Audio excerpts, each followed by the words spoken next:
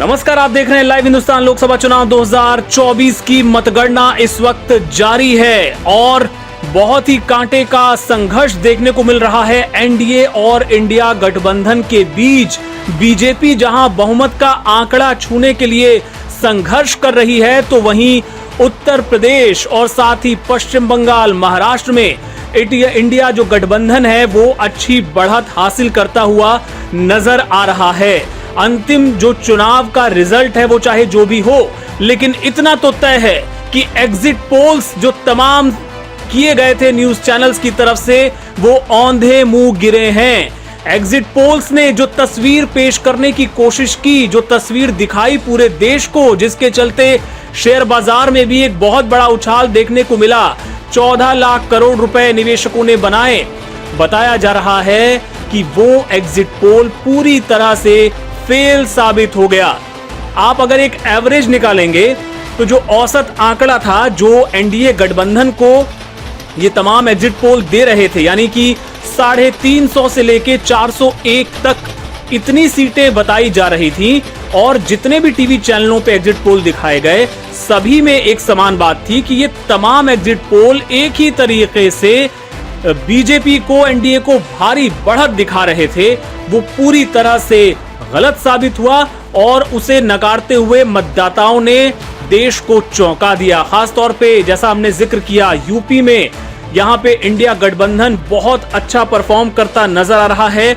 BJP के साथ कांटे की टक्कर चल रही है और ऐसा माना जा रहा है कि कम से कम 40 सीटें यहाँ गठबंधन निकाल सकता है। वहीं पश्चिम बंगाल के लिए जहां एग्जिट पोल ये भविष्यवाणी कर रहे थे कि बीजेपी की सीटें 30 तक जा सकती हैं, उसके उलट बीजेपी अपनी पिछली बार की 18 सीटें बचाने में भी नाकाम नजर आ रही है और 10 सीटों तक सिमटती हुई अभी तक के रुझानों में नजर आ रही है। ममता बनर्जी ने यहां बीजेपी का सुपड़ा साफ कर दिया है और 30 से ज्यादा सीटों पर टीएमसी इस वक्त रुझानों में आगे चल रही है। महाराष्ट्र में भी इंडिया गठबंधन, महाविकास अघाड़ी और साथ ही बीजेपी का जो एनडीए गठबंधन है, दोनों के बीच कांटे की टक्कर है और उसमें भी इंडिया गठबंधन को बढ़त मिलती नजर आ रही है।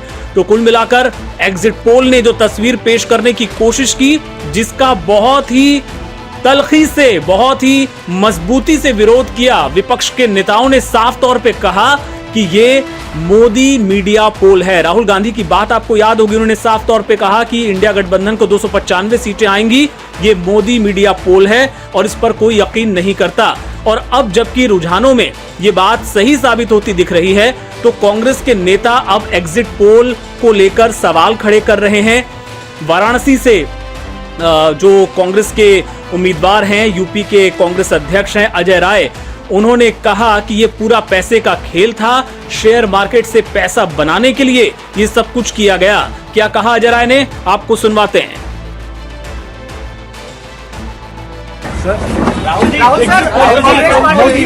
मोदी पोल।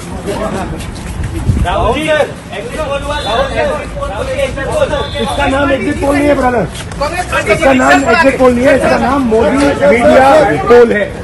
ये मोदी जी का पोल है, फैंटेसी पोल है उनका। सर कितनी सीटें आ रही हैं आपके हिसाब से? सरकार बन रही है। सिद्धू मूसेवाला का सॉन्ग सुना आपने? 295। ये मैंने कल कहा था आप लोगों से, प्रेस वार्ता करके मैंने कहा था कि ये केवल ये झूठी बात दिखाई गई है, मनगढ़ंत एग्जिट पोल बनाया गया इसलिए कि केवल कैसे सेंसेक्स चढ़ जाए, कैसे शेयर मार्केट चढ़ जाए, ये सब चीज़ों को दिखाने का काम किया गया और असलियत कुछ और है। आप देखिएगा, अभी अप्रत्याशित परिणाम आने जा रहा है उत्तर प्रदेश में और अप्रत्याशित सफलता यूपी और पूरे देश में इंडिया गठबंधन को मिलने जा रहा है। देखिए, ऐसा है निश्चित, अब जब प्रधानमंत्री 200-300 से आगे पीछे हो रहे हैं तो आप सोच सकते हैं कि क्या माहौल है, वो भी शहर में भी।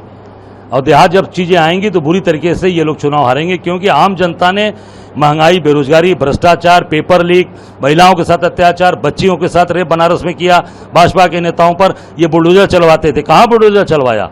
सब लोग दुखी है, नाराज होकर, और कभी महंगाई का जो है, महंगाई का म नहीं बोला, बेरोजगारी का ब नहीं बोला, भ्रष्टाचार का भ नहीं बोला, पेपर लीक के बारे में कुछ नहीं बोला। तो ये सब जनता देख रही है और इसके खिलाफ जनता सड़क पर है, जनता का वोट है, समर्थन है।